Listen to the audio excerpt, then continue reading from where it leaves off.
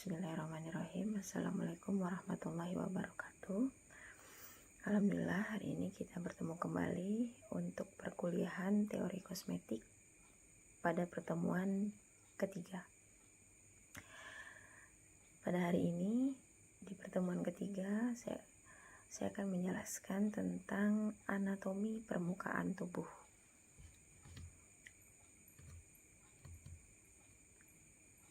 Terkait yang pertama adalah pengertian dan fungsi kulit, di mana kulit itu adalah suatu organ pembungkus seluruh permukaan luar tubuh yang merupakan organ terberat dan terbesar dari tubuh. Seluruh kulit beratnya sekitar 16% dari berat tubuh. Pada orang dewasa sekitar 2,7 sampai 3,6 kg dengan luas sekitar 1,5 sampai 1,9 meter persegi. Dengan ketebalan kulit bervariasi mulai dari 0,5 mm sampai 6 mm tergantung dari letak, kemudian umur dan jenis kelamin. Jadi tingkat dari ketebalan kulit itu dipengaruhi dari umur, kemudian jenis kelamin, kemudian letak bagian kulit. Nah, jadi pada wajah pastinya kulit itu akan lebih tipis dibandingkan dengan misalnya pada telapak tangan, gitu ya. Kulit tipis itu terletak pada biasanya kelopak mata, penis, labium minus, dan kulit bagian medial lengan atas. Sedangkan kulit tebal biasanya terdapat pada telapak tangan, telapak kaki, punggung, bahu, dan juga bokong.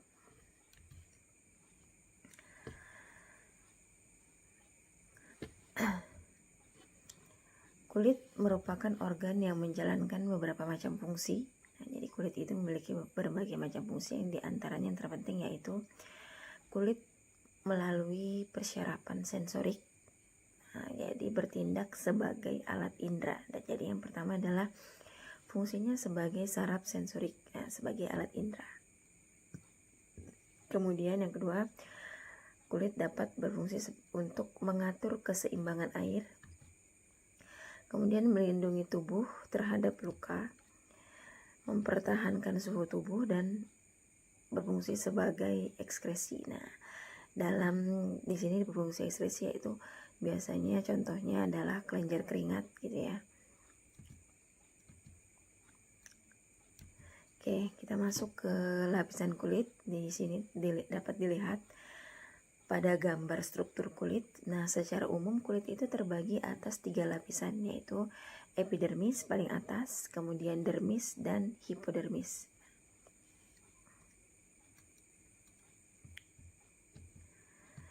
Kita akan membahas pertama epidermis. Nah, epidermis itu merupakan bagian terluar dari kulit, atau bagian kulit paling luar, yang sebagian besar terdiri dari epitel squamosa yang bertingkat yang mengalami keratinisasi yang tidak memiliki pembuluh darah. Nah, jadi kulit paling luar kita yaitu epidermis atau biasanya disebut lapisan tanduk. Nah, itu dia mudah mengalami keratinisasi atau pengelupasan zat tanduk, dan pada epidermis ini tidak memiliki pembuluh darah, gitu ya.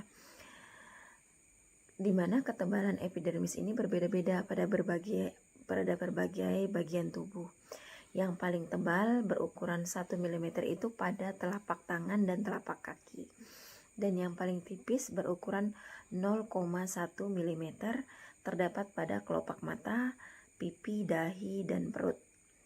Nah, makanya biasanya apabila kita, karena adanya saraf sensoris di situ, biasanya dengan kita contohnya mencubit, nah berbeda dengan telapak tangan, gitu ya. Telapak tangan tidak akan terasa sakit. Nah, berbeda dengan pada saat kita mencubit pada epidermis perut. Nah, karena tipis maka akan terasa sakit, gitu ya. Sel-sel epidermis di sini biasanya disebut keratinosit karena mengandung keratinin. Nah, di sini dapat terlihat ya lapisan epidermis. Kemudian ada juga lapisan dermis maupun hipodermis. Nah, epidermis itu sendiri terdiri ada atas 5 lapisan. Nah, jadi epidermis itu tersusun dari 5 lapisan, antara lain stratum corneum, yaitu lapisan paling atas atau lapisan tanduk gitu ya. Kemudian lapisan paling dalam adalah lucidum, kemudian stratum granulosum, kemudian stratum spinosum, dan basal. Nah, jadi tersusun atas, jadi stratum corneum tadi atau lapisan epidermis tadi tersusun atas 5 lapisan gitu ya. Ada stratum corneum, lucidum, granulosum, spinosum, dan basal. Oke. Kemudian setelah epidermis, lapisan paling dalam kulit adalah dermis. Nah, di mana dermis ini merupakan bagian yang paling penting di kulit yang sering dianggap sebagai true skin. Nah, yang terdiri atas jaringan ikat yang menyokong epidermis dan menghubungkannya dengan jaringan subkutis. Nah, tebalnya bervariasi juga ya, seperti epidermis. Yang paling tebal yaitu pada telapak kaki sekitar 3 mm.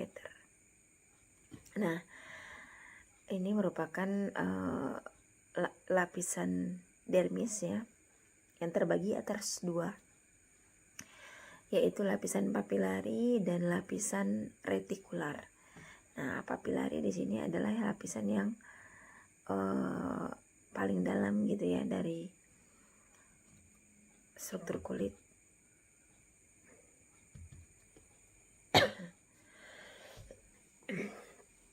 Oke.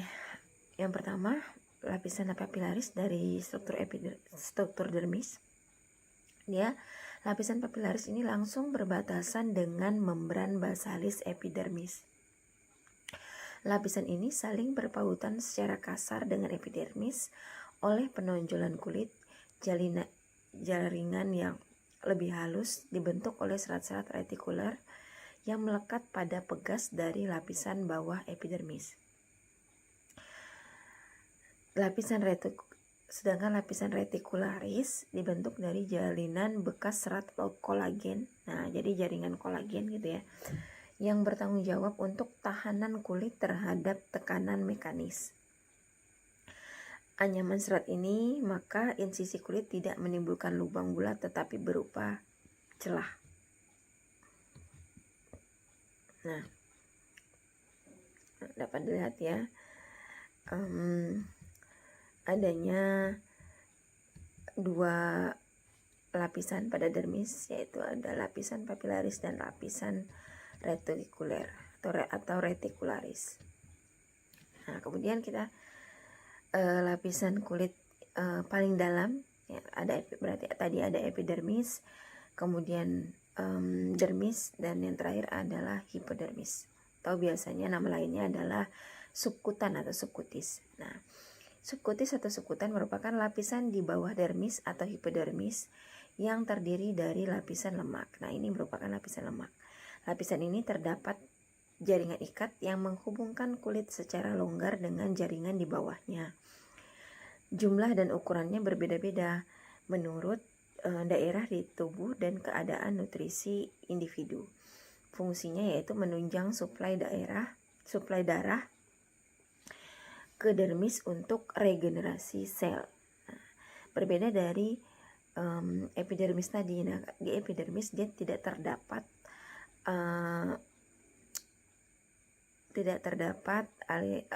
aliran darah gitu ya. Tetapi di hipodermis terdapat suplai darah gitu ya, berfungsi menunjang suplai darah ke dermis untuk regenerasi. Nah, di hipodermis ini atau jaringan subkutan ini terdapat beberapa jaringan gitu ya, antara lain folikel rambut. Nah, folikel rambut, kemudian jaringan lemak, kelenjar keringat, dan jaringan penghubung. Nah, sehingga jaringan lemak dan kelenjar keringat itu terdapat pada lapisan hipodermis di kulit.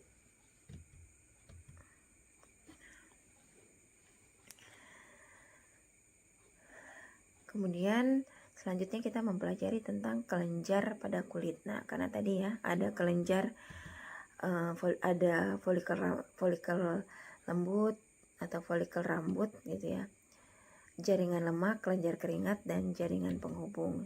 Sehingga di sini kita melihat kelenjar pada kulit itu apa saja. Nah, ada kelenjar keringat atau sudorifera pada lapisan dermis. Nah, jadi kelenjar keringat itu terdapat pada lapisan dermis. Kemudian ada kelenjar sebaceous atau sebum. Nah, kelenjar sebum ini terdapat di hipodermis. Kelenjar minyak. Kelenjar minyak, tetapi kelenjar minyak tersebut terdapat dua, ada juga pada lapisan dermis dan ada juga pada lapisan hipodermis.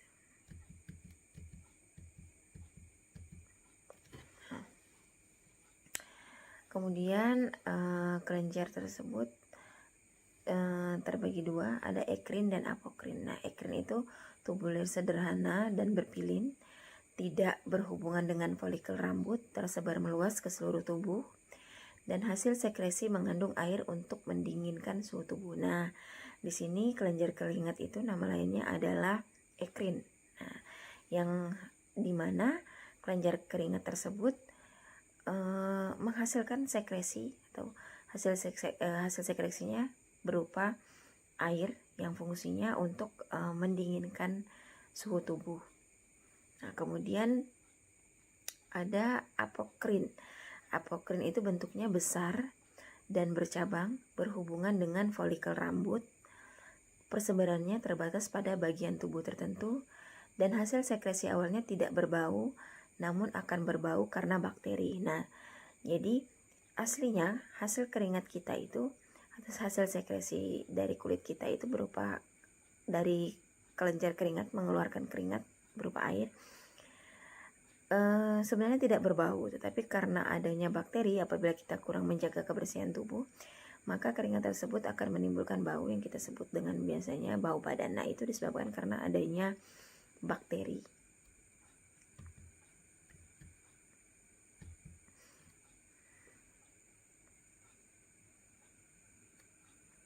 Nah, jadi tadi kelenjar itu terbagi dua, kelenjar keringat atau sudorifera dan kelenjar sebaceous. Jadi kelenjar keringat dan kelenjar lemak ya, atau sebum. Nah, fungsinya kalau kelenjar sebaceous atau sebum pastinya dia untuk kelenjar keringat tadi untuk menghasilkan sekresinya, mengeluarkan air untuk mengatur atau mendinginkan suhu tubuh. Tetapi sebaceous itu untuk membuat ketahanan kulit itu menjadi lebih tidak cepat kering gitu ya, menjaga kelembaban kulit. Nah, fungsinya itu adalah pada kelenjar sebaceous atau sebum.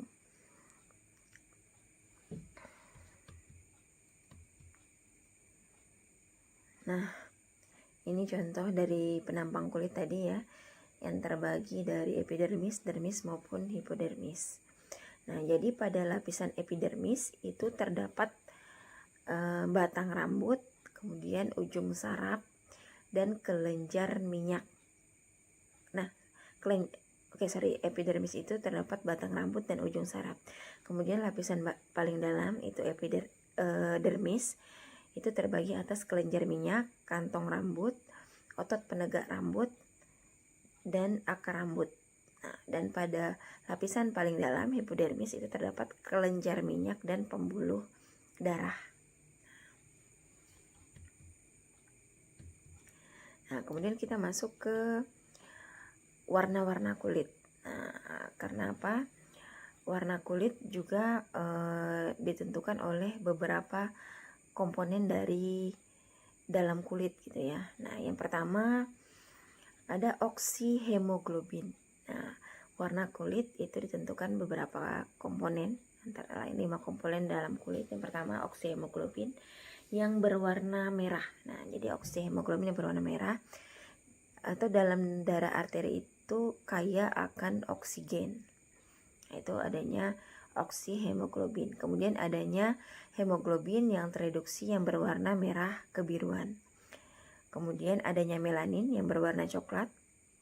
Kemudian adanya keratoalin yang memberikan penampakan opaku pada kulit. Kemudian lapisan stratum corneum yang memiliki warna putih, kekuningan atau keabu-abuan. Nah, kelima jenis warna kulit tadi yang mewakili beragam warna kulit manusia, gitu ya. Nah, jadi adanya keberagaman warna kulit manusia tadi dipengaruhi oleh beberapa faktor tadi. Adanya oksihemoglobin yang membuat kulit berwarna merah. Nah, itu adanya kandungan oksigen yang tinggi pada kulit tersebut sehingga menyebabkan kulit biasanya berwarna merah. Kemudian ada yang berwarna merah agak kebiruan, itu adanya hemoglobin yang tereduksi, gitu ya. Kemudian adanya melanin. Nah, terbentuknya melanin sehingga kulit tampak berwarna coklat.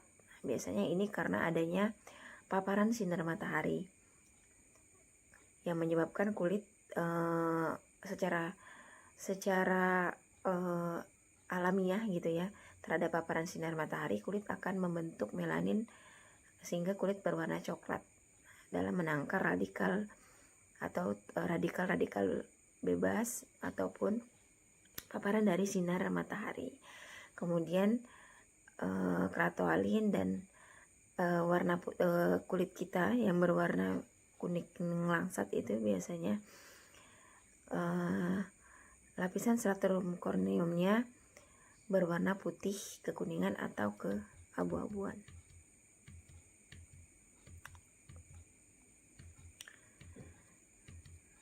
Nah, dari kelima jenis warna kulit tadi yang mewakili beragam warna kulit manusia, sehingga jenis warna kulit itu terbagi atas 5 warna kulit ya. Yang pertama adalah warna kulit warna very fair. Nah, very fair. Nah, apa sih warna very fair gitu ya? Warna very fair adalah jenis warna kulit very fair yang memiliki tingkat intensitas warna putih yang sangat terang dan cenderung terkesan pucat. Nah, jadi ada warna kulit yang dengan intensitas warna putih yang sangat terang dan cenderung terkesan pucat. Nah, jenis ini tidak akan bisa menggelap atau kecoklatan meski terpapar oleh sinar matahari seharian. Nah, jadi jenis kulit dengan warna pucat ya, dengan intensitas terang ya, di sini dia tidak akan bisa menggelap atau kecoklatan pada saat terpapar sinar matahari walaupun seharian. Nah, biasanya kulit jenis ini itu terdapat pada masyarakat keturunan ras Eropa dan Australia yang memiliki kulit dengan warna jenis ini gitu ya. Biasanya ras Eropa dan Australia. Kemudian ada warna fair. Nah, warna fair itu seperti apa? Adalah jenis warna kulit yang cenderung lebih pink. Nah, biasanya ini Korea gitu ya. Nah, Korea itu terlihat warna wajahnya pink dan selain itu biasanya warna kulit jenis ini itu biasanya pada bangsa Jepang, Cina maupun Korea. Kemudian ada warna medium. Nah, warna medium ini adalah warna kulit orang keturunan Indian, Meksiko, dan kita Indonesia pada umumnya. Nah, agak kuning langsat gitu ya. Nah, kemudian ada warna olive. Nah, warna olive ini walaupun jarang terpapar sinar matahari, warnanya akan tetap coklat. Nah, kalau warna olive ini dia terkesan coklat. Nah, kalau yang warna medium dia terkesan kuning langsat gitu ya, atau sawo matang. Nah, kalau warna olive itu akan terkesan warna coklat. Nah, warna kulit ini juga dimiliki oleh masyarakat Melayu seperti kita gitu ya, coklat atau sawo matang hingga coklat. Nah, kemudian ada warna brown. Nah, ini lebih gelap. Nah, warna kulit brown atau black banyak didapatkan pastinya pada orang atau bangsa Afrika dan India, dimana kulit brown atau black meskipun tidak pernah terkena sinar matahari langsung, tapi akan selalu menggelap atau hitam. Nah, sehingga biasanya kulit jenis seperti ini akan lebih tahan terhadap kondisi lingkungan, salah satunya adalah terhadap paparan sinar matahari. Oke, jadi kenapa sih warna-warna kulit dari berbagai suku bangsa itu berbeda-beda? Nah, ternyata ada beberapa faktor yang menyebabkan perbedaan warna kulit. Yang pertama adalah adanya melanosit. Nah, melanosit ini terdapat pada stratum basalis. Nah, tadi dapat terlihat ya pada bagian mana gitu ya stratum basalis. Nah, di mana pada stratum basalis ini memproduksi pigmen. Nah, memproduksi pigmen yaitu melanin. Nah, yang bertanggung jawab untuk perlawanan kulit dari coklat sampai hitam. Nah, kemudian selain melanosit tadi gitu ya, yang memproduksi melanin, jadi melanosit tersebut memproduksi melanin yang tanggung jawabnya itu perlawanan kulit dari coklat sampai hitam. Nah, makanya biasanya kulit kita apabila terkena paparan sinar matahari dalam jangka waktu lama, itu dapat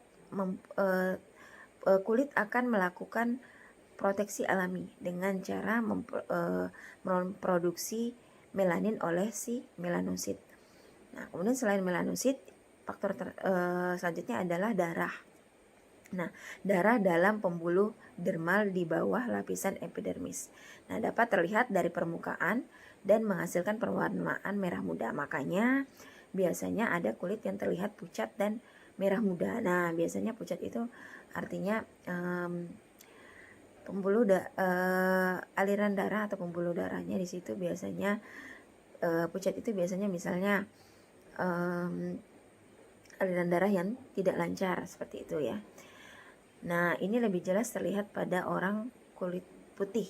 Nah, kalau orang kulit brown ya hitam gitu ya sampai ke black itu sampai ke brown ke coklat biasanya cenderung tidak terlihat jelas. Nah, ini lebih ke jenis kulit yang berwarna putih. Nah, kemudian adanya keberadaan dan jumlah pigmen kuning. Nah, jadi selain adanya melanosit, kemudian faktor adanya darah tadi, ada juga faktor yaitu keberadaan pigmen kuning. Nah, atau biasanya disebut karotin. Nah, melanosit berarti ada melanosit darah maupun karotin. Karotin di sini hanya ditemukan pada stratum corneum dan dalam sel lemak dermis dan hipodermis. Nah, yang menyebabkan beberapa perbedaan perwarnaan pada kulit. Nah, oke, setelah kita mempelajari struktur kulit tadi ya secara umum, kemudian kita masuk ke struktur anatomi rambut dan kuku. Nah, yang tadi kulit, sekarang kita masuk ke anatomi rambut dan kuku. Nah, di sini dapat dilihat ya, kalau tadi di kulit ada 3 lapisan, epidermis, dermis maupun subdermis atau subkutan atau hipodermis. Nah, bagaimana struktur anatomi rambut dan kulit? Nah, kita lihat dulu pengertian dari rambut. Rambut itu apa sih? Nah, rambut adalah organ seperti benang. Nah, organ seperti benang yang tumbuh di kulit, terutama rambut. Nah, muncul dari epidermis atau kulit luar. Nah, rambut di sini atau anatomi rambut di sini terdiri dari batang rambut dan akar rambut. Jadi terbagi dua, batang rambut dan akar rambut. Nah, kemudian pada batang rambut tersusun lagi atas kutikula, korteks, dan medula.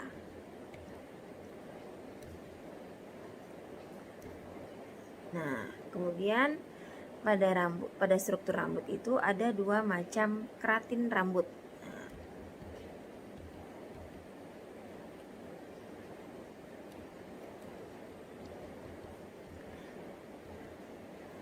Yang pertama adalah keratin lunak. Nah, keratin lunak itu terdapat pada seluruh permukaan kulit, terutama kulit tebal, yaitu pada bagian medula rambut. Kemudian keratin keras, nah, terdapat pada kuku, kutikula, dan korteks rambut. Pembentukannya tidak melalui butir-butir keratohyalin, stratum lucidum, tetapi perubahannya terjadi perlahan-lahan dari sel-sel epidermis yang tetap hidup menjadi keratin. Nah, tadi ya, lapisan rambut terbagi atas 3, medula, korteks, dan kutikula. Nah, apa sih itu medula? Nah, medula itu merupakan bagian tengah rambut terdiri dari sel-sel yang mengalami keratinisasi. Kemudian korteks merupakan bagian terbesar dari rambut, terdiri dari sel-sel berbentuk runcing yang mengalami keratinisasi dan banyak mengandung pigmen. Nah, jadi yang banyak mengandung pigmen ini yaitu pada korteks. Nah, sini dapat terlihat ya. Ada medula bagian tengah ini, bagian tengah rambut, terdiri dari sel-sel yang mengalami keratinisasi. Korteks di sini bagian terbesar dari rambut. Nah, yang banyak mengandung pigmen. Kemudian ada kutikula. Nah, kutikula itu merupakan membran tipis terdiri dari sel-sel pipi atau gepeng yang mengalami keratinisasi dan transparan. Nah, secara mikroskopis kutikula ini seperti genting terdiri dari 1 sampai 3 lapis sel-sel yang sebagian mengalami keratinisasi.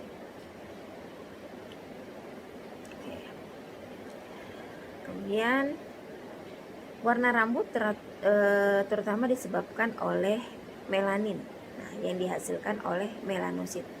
Jadi melanin itu dihasilkan oleh melanosit di dalam matriks disalurkan ke sel-sel bulbus rambut. Kemudian ada rambut seks sekunder. Nah, ini rambut sekunder antara lain rambut ketiak, kemaluan. Nah, kemaluan dan badan itu merupakan rambut seks sekunder. Kemudian adanya pertumbuhan rambut. Nah, pertumbuhan rambut itu berlangsung secara siklus. Nah, di mana periode pertumbuhannya diikuti oleh periode involusi dan istirahat. Setelah ini rambut berguguran dalam keadaan normal, kira-kira 80% folikel rambut dalam fase pertumbuhan dan 15% dalam fase istirahat.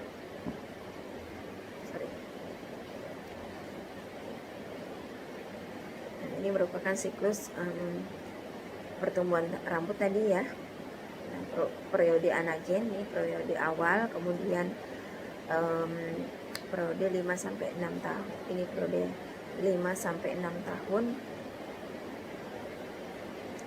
Ini ada periode katagen 2 sampai 3 minggu. Periode telogen 2 sampai 3 bulan. Kemudian kerontokan rambut.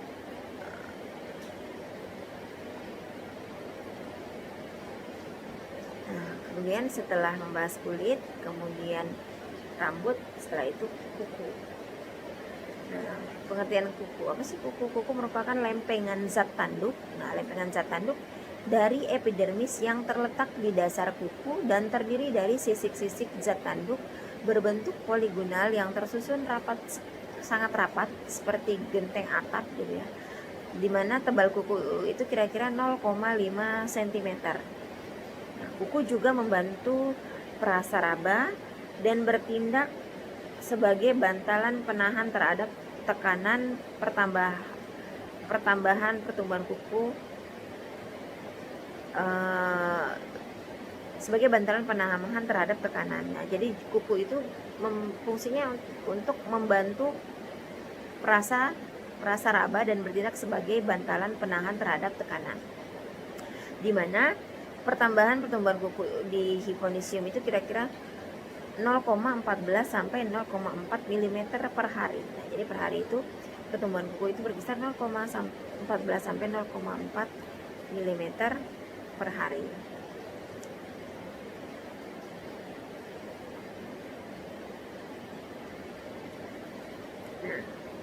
Kemudian lanjut ke anatomi kuku. Nah, yang pertama ada matriks kuku yang merupakan pembentuk jaringan kuku yang baru. Kemudian dinding kuku, di sini terlihat dinding kuku atau nail wall yang merupakan lipatan-lipatan kulit yang menutupi bagian pinggir dan atas. Kemudian ada dasar kuku yang merupakan bagian kulit yang ditutupi kuku. Kemudian ada alur kuku yang merupakan celah antar dinding dan dasar kuku. Kemudian lempeng kuku yang merupakan bagian tengah kuku yang dikelilingi dinding kuku. Kemudian ada lunula yang merupakan bagian lempeng kuku yang berwarna putih di dekat akar kuku berbentuk bulan sabit, sering tertutup oleh kulit. Nah, selanjutnya eponychium atau cuticula. Nah, cuticula itu merupakan dinding kuku bagian proksima, di mana kulit arinya menutupi bagian permukaan lempeng kuku. Dan ada hyponychium yang merupakan dasar kuku, di mana kulit ari di bawah kuku yang bebas dan menebal.